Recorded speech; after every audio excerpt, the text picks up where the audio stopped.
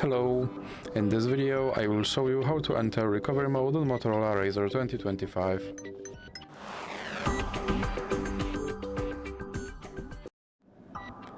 So you have to start by powering off your device.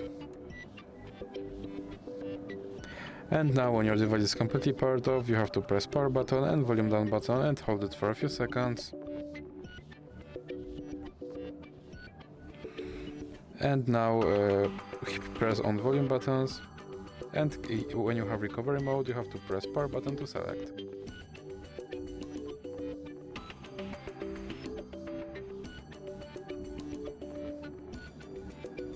And when you see no command you have to press power button and then press volume up button while holding power button.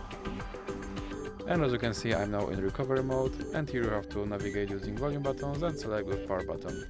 So that's it for this video. If you liked it, please remember to leave a like and subscribe.